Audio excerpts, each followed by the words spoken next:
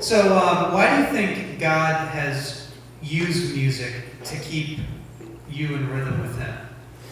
Well, now that I'm a big young grown up, I can look back at a lot of things and say, I think I get it now. See, in my house, when I was growing up, as a kid, junior high, high school, I was always taught, basically, that whatever happened at home stayed at home. And that any feelings that I had that weren't in line with what my parents felt were to be secret and kept hidden. And as long as everything looked good on the outside, everybody was dressed right, and smiled right, and presented themselves right, that everything else was going to be okay. We would be perfect if it looked perfect.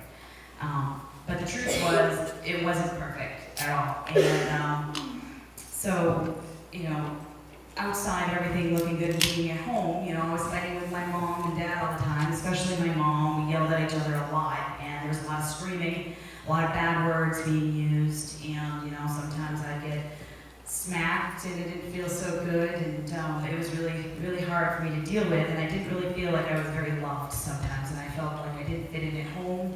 And then I'd go to school, and because I wasn't allowed to talk about it, I didn't really feel like I fit in much at school either. So I'd pretend to be somebody else, and I would pretend to like things that other people liked, just so I could feel like I fit in and sit at the cool kids' lunch table, and not be made fun of.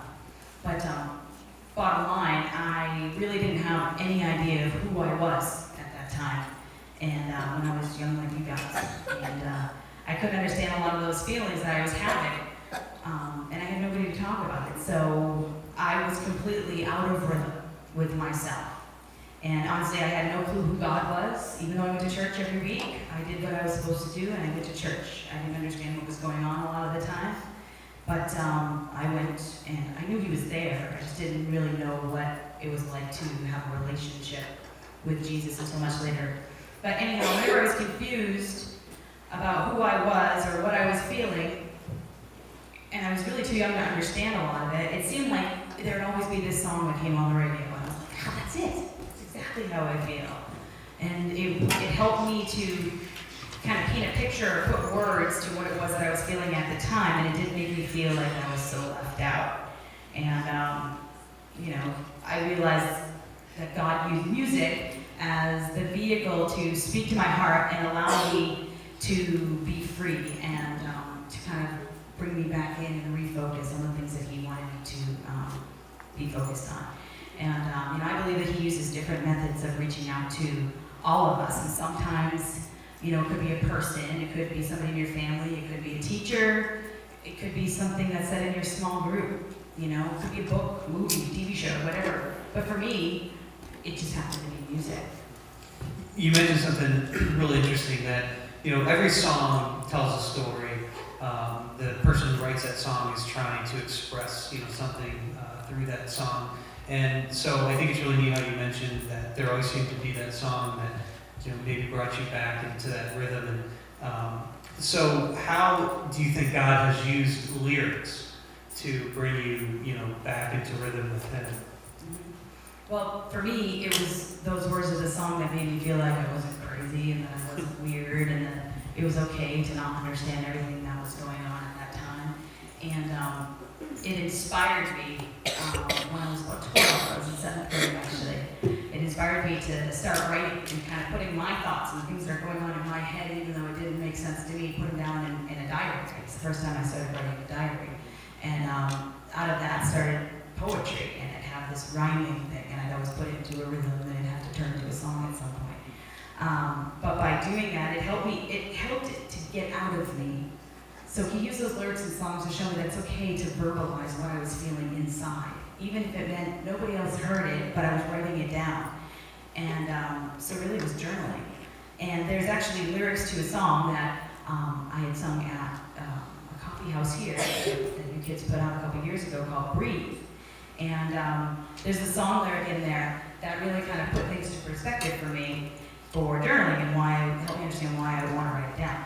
And it says, 2 a.m. and I'm still awake writing a song. If I get it all down on paper, it's no longer inside of me, threatening the life it belongs to.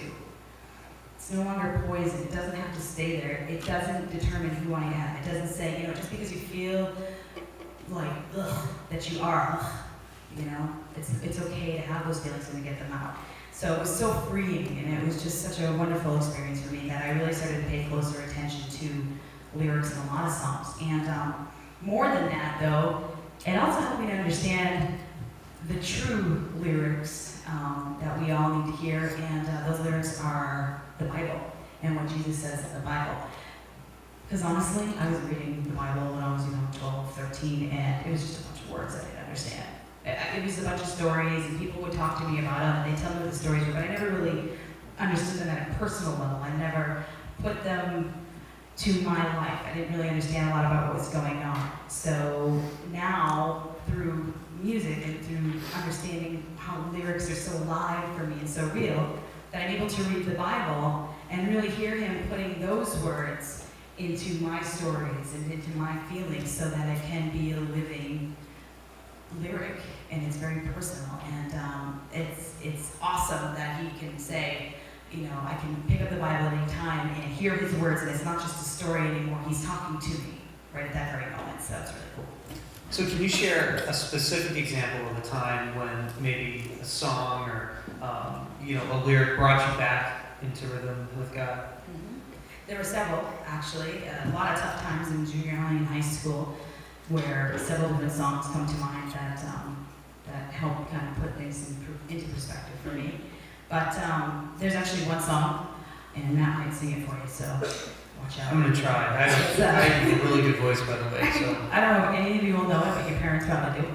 It's called The Middle by Jimmy Eats World. Does anybody know that song? Okay, yeah, sing the old. it's that one that goes like, hey. Yeah, not with it. It actually says things. There's words in it, but it's not a word. It says, don't write yourself off yet. It's only in your head you feel left out or looked down on. Just do your best. Do everything you can. Yeah, you know it now, right? Oh, you never knew those were the words. See, that's why I get to pay attention to those things. It's fine. It's great. That's all right. So, don't you worry about what their bitter hearts are going to say. And that was always such an encouraging thing that God gave me through that song that just came on the radio, it seemed, at the right time. And it was at the right time because it was his time that he wanted to give it to me, that would help me kind of reel back in and say things aren't as bad as they seem, and help me learn what I'm supposed to learn. But the best example, one that I'll never forget, the most life-changing event that I've ever had, was the first day that I walked through those doors and into this room, which is where church used to be held 4.5 years ago. And I was sitting in here with my son, who at the time was your age, and it's a song called One Life. And I couldn't believe it. But the words to that song, some of you probably know it, we've sung it before, but the words are, there is an invisible presence as close as the air we're breathing. There's a call to a life that's greater. There's a hunger for something to believe in. There's the voice in the risen Savior, and he's giving us an invitation to a rock we can truly stand on, to a more secure foundation. Now, I'm older, I know, so some of those words may not make a lot of sense to you, but basically what it says is, there's an invisible force. He is with you. You can't see him, but he's there. And he's calling you to a greater life. It's not always going to be so bad. And I want you to come with me and live in happiness. That's what I heard. And then the question is, are you willing to join the adventure? Are you willing to follow onward and press forward in the steps of the risen Savior into the life that you've always wanted? And it was that day that I said, yes, I do. And it was at that very moment that I realized, as a grown-up, that, all of those times that he put those songs in front of me, that was his tool. That was how he would reach out with me and put me back in rhythm. And he helped me to discover my gift and how he wanted me to use that to serve others. And so today, I'm on the worship team and absolutely honored to stand on a stage and sing that song even, as well as many others. But several times I've sung that song specifically, and I just think about that day when I walked in and what it meant to me. And I only hope that somebody might be coming in and sitting there for the first time and listening to what I have to say and feeling the same way that I did. So that's just, it's very, very cool for me that he's done that for me.